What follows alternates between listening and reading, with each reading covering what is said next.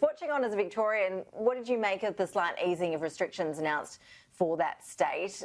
I sort of get a feeling that Dan Andrews may have taken a more conservative approach. It's a tough call, though, isn't it, for Gladys Berejiklian, balancing the risks of a desire for residents to have something resembling a Christmas and the risks of the virus spreading.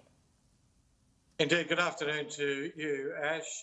Holding your nerve, I think, was the term that Gladys Berejiklian used. Look, it has to be said that New South Wales is having a consequence of both good management but also a bit of good fortune. One thing we do know from the Victorian experience is that it was large family gatherings in the middle of winter which were one of the causes of super spreader events.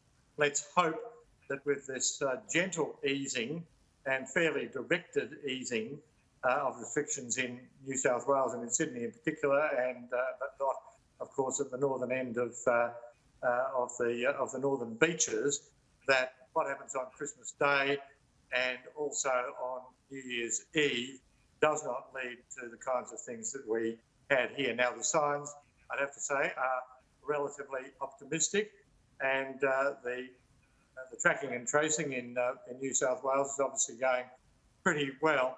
A couple of more general points I think I should make at the end of the year about the management of COVID. I gave Scott Morrison a great deal of praise very early on, particularly when he closed the border to China, also that used Christmas Island initially as a place for people to quarantine before they came to the mainland.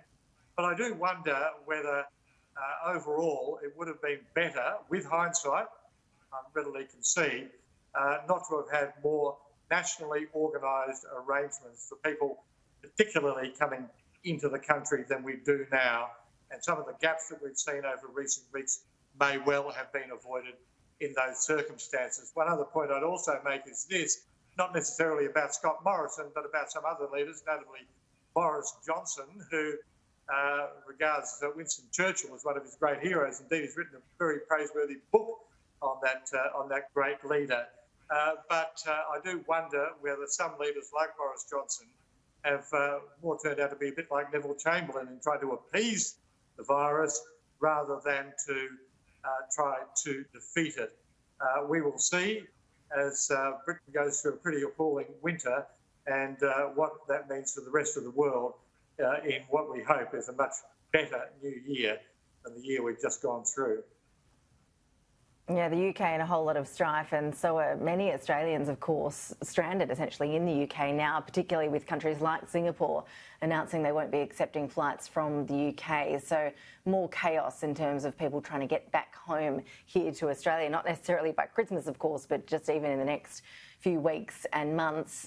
Jim, on federal politics, it's pretty quiet, as you'd expect, a couple of days before Christmas. Paul Fletcher, the only minister that seems to be out and about today, he's confirmed that the report into Christine Holgate, formerly of Australia Post, buying those Cartier watches, will stay secret. Cabinet has agreed to that. Is that fair enough? I have a feeling that Labor might be bringing this one up in the new year. I think they might. Look, I must say that when this whole episode unfolded, I watched it both in the Senate estimates and in Parliament subsequently, I was a bit worried about the question of procedural fairness as far as Christine Holgate went. Now, reading Robert Gottliebson in The Australian this morning, who appears to have got hold of the official report into this whole matter, it does appear that natural justice has been denied to Christine Holgate, to say the least.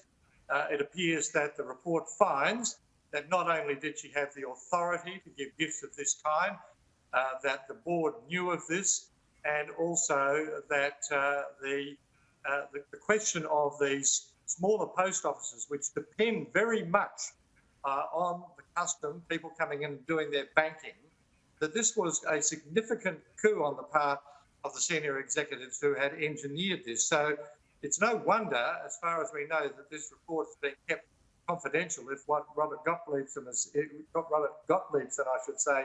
is saying, because it does appear that on the basis of this, Christine Holgate has done nothing wrong at all. Now, I do wonder where this all leads in the new year, whether Christine Holgate will leave things as they are, or whether she may consider taking further action. But all in all, if the account in the Australian this morning is correct, it's an appalling episode, appalling treatment of a senior executive of Australia Post. And if what Robert Gottliebsen is writing is correct, it should never, ever have occurred, and the Prime Minister should not have behaved so impetuously.